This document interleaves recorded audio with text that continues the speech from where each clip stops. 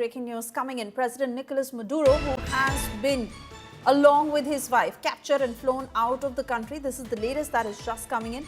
In fact, Donald Trump has posted, the United States of America has successfully carried out a large-scale strike against Venezuela and its leader, President Nicolas Maduro, who has been, along with his wife, captured and flown out of the country. This operation was done in conjunction with U.S. law enforcement. Details to follow is what that post reads.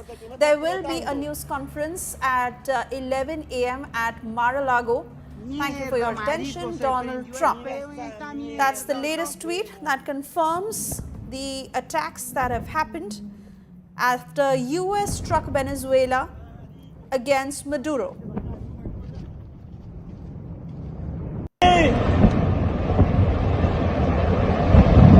Mira esa mierda, marico. Mamá huevo, 1, 2, 3, 4, 5, 6, 7, 8.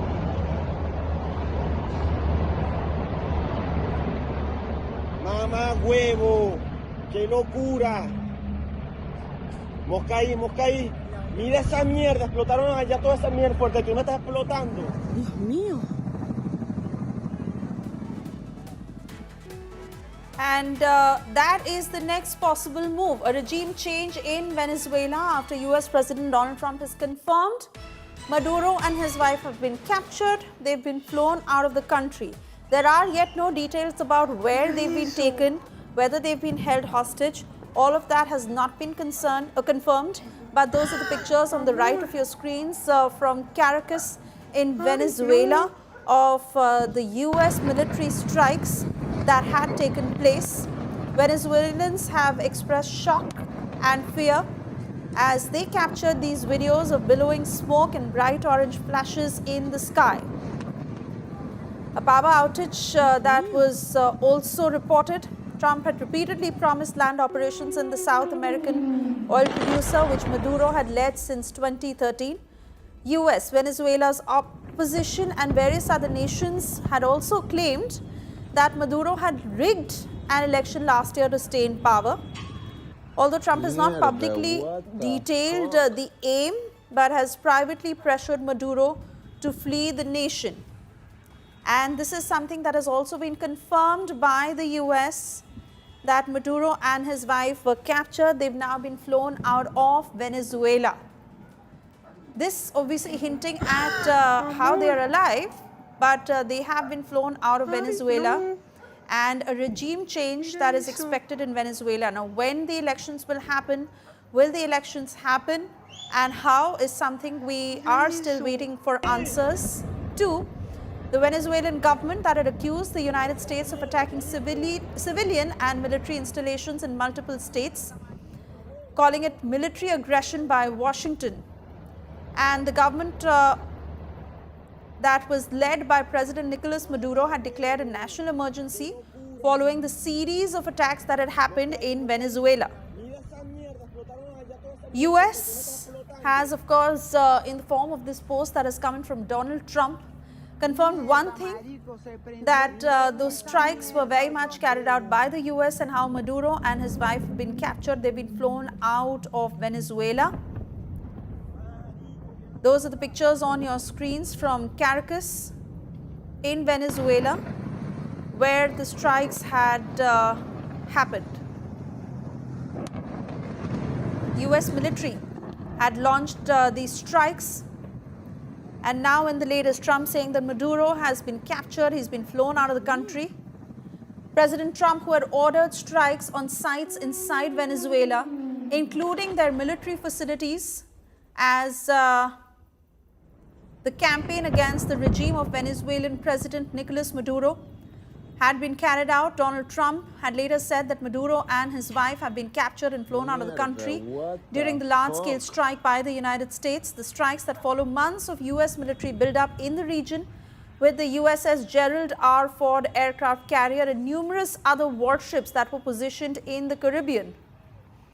In the recent weeks, the US had seized 2 oil tankers of Venezuela, launching deadly strikes on more than 30 boats the administration says were carrying drugs and struck what President Trump called the dock area where they load the boats up with drugs is, remember, a claim that United States has made.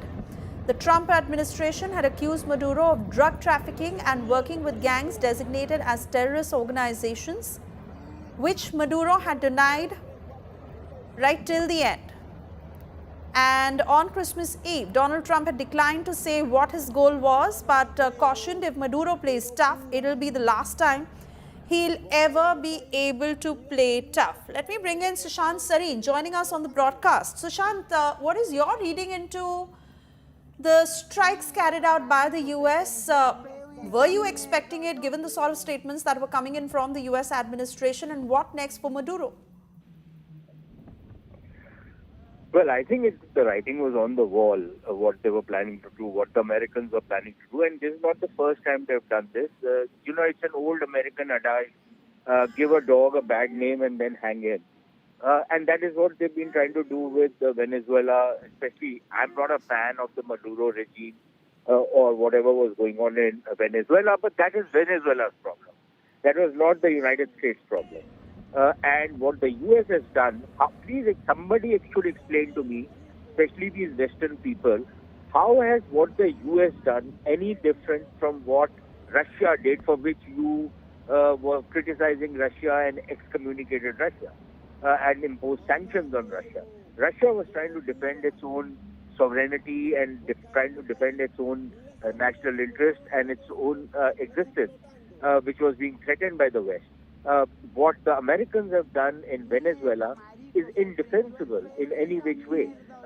Manufactured evidence of drugs, and then you attack a country without any reason whatsoever to effect some kind of a regime change and make it into a colony.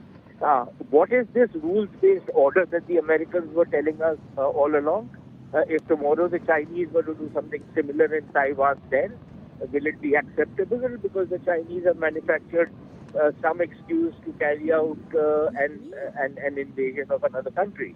So I think it's quite clear that under the regime of Donald Trump, and I think it should only be now called a regime, it hardly seems like an elected government. Under this regime, they have violated all principles of international relations. They have thrown everything to the wind. All norms have been thrown to the wind. And frankly, that entire global order which was existing until now has broken down. So while the Americans will continue to engage in their rank hypocrisy, for which they are quite notorious, they will have no feet to stand on when they try and pick up cudgels on behalf of any other country which has been invaded by any other big power. So I think we are in a very, very dangerous situation globally. The global order has broken down. It's not breaking down, it has broken down. The telltale signs of that are everywhere. We are seeing that in the Middle East, we are seeing that in Europe, and now we are seeing that in the Americas. So quite clearly, I think the greatest challenge now for countries like India is how do you protect yourself from these kind of marauding powers around the world, which pretend to be democracies, which pretend to defend human rights and rule of law, but do everything other than what they profess to defend. Right. Sushant, thank you for putting that into perspective.